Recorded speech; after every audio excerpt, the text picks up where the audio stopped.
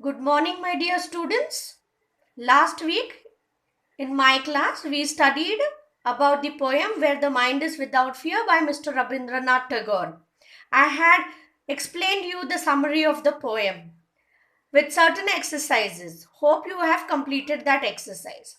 Now we move towards the main part of the poetry, that is appreciation of the poem, which is a compulsory part of your board exam paper. Any of the poem might be there for writing the appreciation. Now this appreciation of poem is for 5 marks. As the video shows you the appreciation of the poem, I have also mentioned this in the summary. I will just read out for you. Pay attention to it. The poem Where the Mind is Without Fear by Rabindranath Tagore is a portrayal of the miserable state of the country under foreign rule and the noble dream of the poet about his heaven of freedom. The poem carries indirect reference to the misery and suffering experienced by the country under British rule, fragmented by casteism, regionalism, and communalism, blind faith and superstition, crippling its progress, knowledge and education being restricted, and self respect and dignity being lost. The poem in an appeal to Almighty to awaken the country into the heaven of freedom, enjoying not only political freedom but also intellectual and spiritual liberation.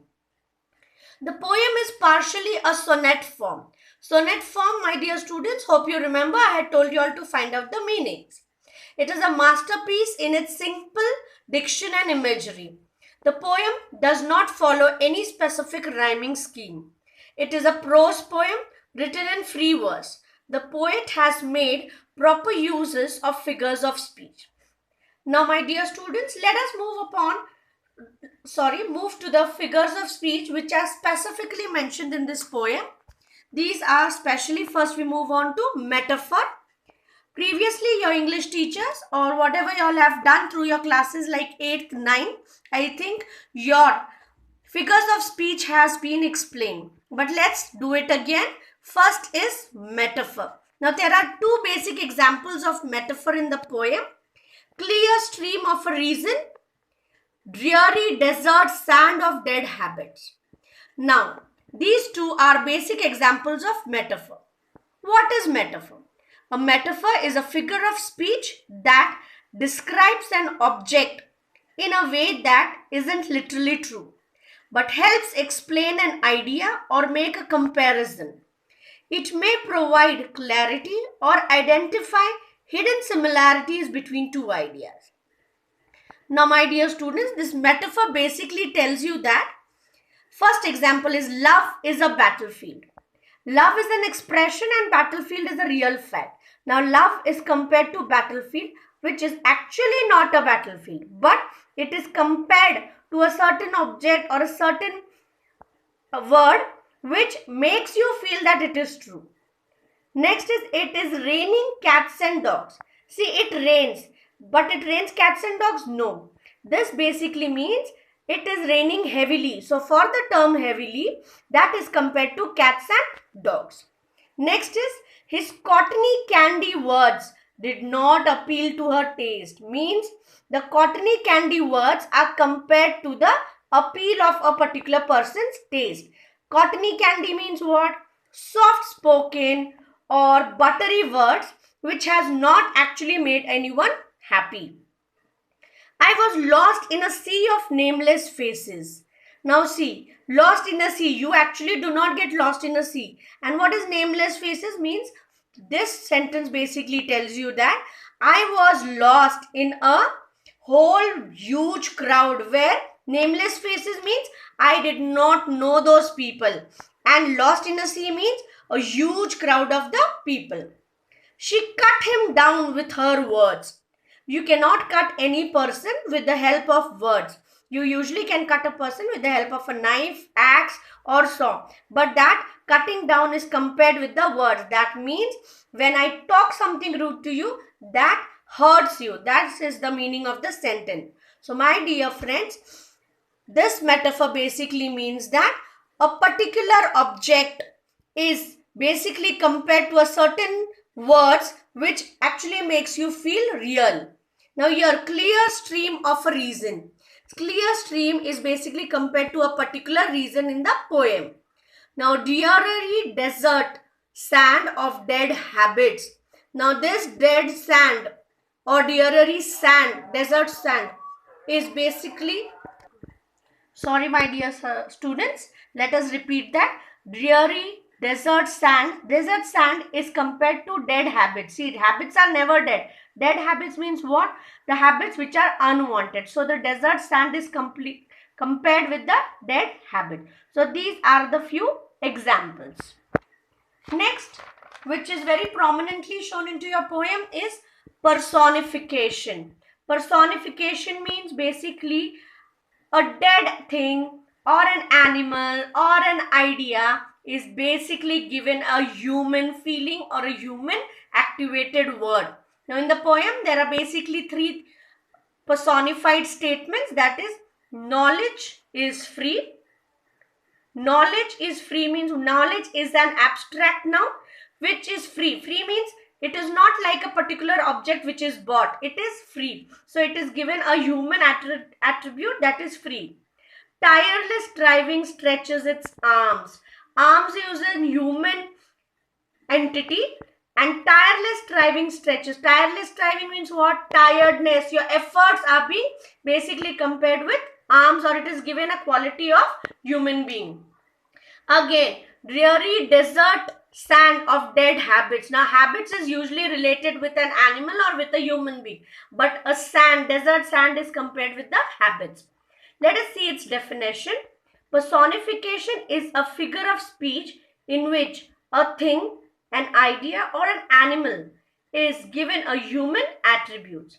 The non-human objects are portrayed in such a way that we feel they have the ability to act like human beings. Let's see some examples. Look at my car, isn't it beauty? Now a non-human object, that is car, is compared with beauty, which is basically a human quality. The flowers dance in the gentle breeze. Now flowers is basically a non-human object, but it is compared with dance, that is a human quality. The full moon peeped through the partial clouds. Now full moon, peeped, basically human peeps, and that is compared to a full moon, or full moon is given an idea of human quality. I met a cat yawning and stretching in the street. Cats yawn, stretching. Now cat is personified. Cat is a living thing, but it is personified like a human actions. The wind whispered through dry grass. Usually human whisper. Human do these activities and the wind has been given this particular quality. So my dear friends, this is personification. Next, last we move on to alliteration. Alliteration is a very simple thing. Head is held high, means her sound is repeated, that is head held high. Next is dreary desert sand of dead habits. Now the sound is repeated. So alliteration is the repetition of the same initial letter in a successive words. Alliteration only occurs when consonant sounds are repeated in words close to each other. Now consonant sounds are basically repeated, not vowel. Let us see the example. Sheep should sleep in a shed. Sa sound is continuously repeated. Come and clean the chaos in your closet. Sk. The k sound is repeated. The boy buzzed around a busy as a bee. The b sound is repeated.